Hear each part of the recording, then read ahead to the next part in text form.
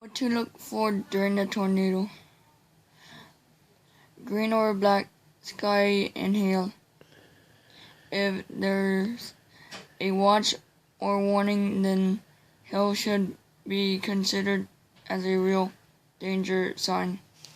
Hail can be common in some areas, however, and usually has no tornado activity along with it.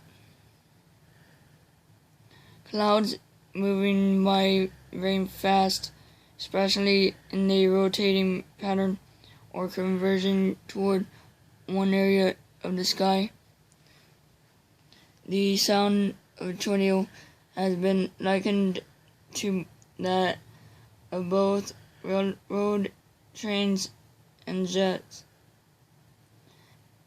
An obvious funnel-shaped cloud that is rotating, or debris such as branches or leaves being pulled upwards